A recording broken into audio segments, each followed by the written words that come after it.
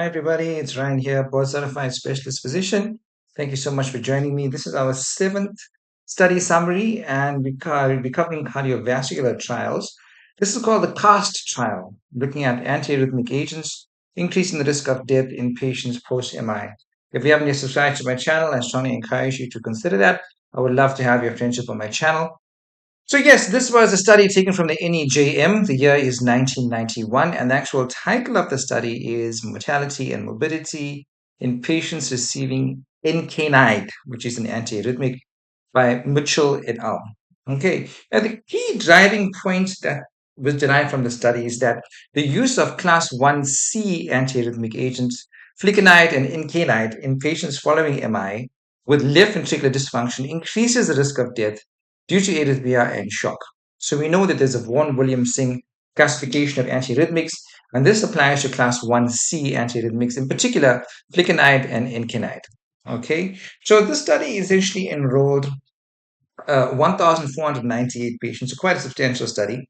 Patients who were eligible were those who had recent myocardial infarction, who had ventricular dysfunction and were asymptomatic or mildly symptomatic ventricular arrhythmia. Okay, the study actually employed an initial open label titration period to identify patients who responded to at least one drug with 80 to 90% suppression of ventricular arrhythmia. The patients were then randomized to receive either the study drug or the placebo. Now, the primary endpoint was death or cardiac arrest with resuscitation, either of which were occurring secondary to arrhythmia.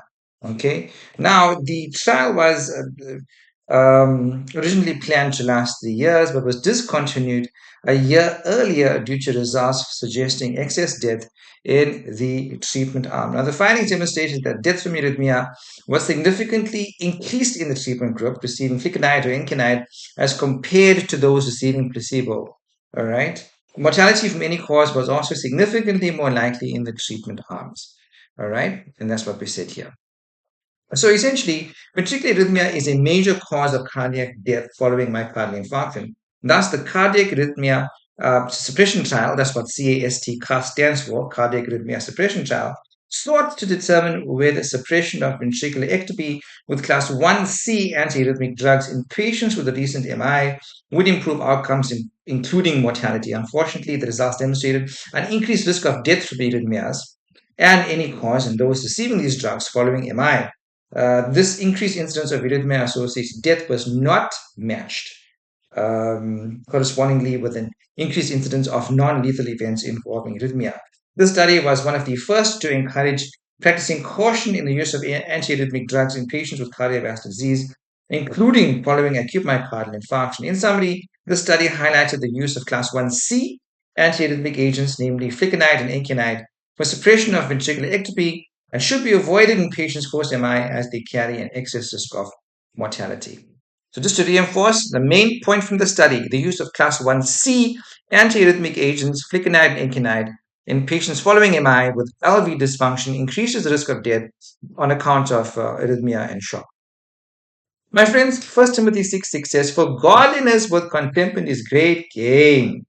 Now, the whole purpose of life, according to Ecclesiastes, is to love God and obey his commands. And Jesus said that the greatest commandment is to love the Lord your God with all your heart, soul, mind, and strength, and to love your neighbor as yourself. To love God is to love people. Therefore, the cross has two arms: a vertical arm, speaking to love for God, and a horizontal arm, love for people. Amen. I'll see you soon. Take care. God bless.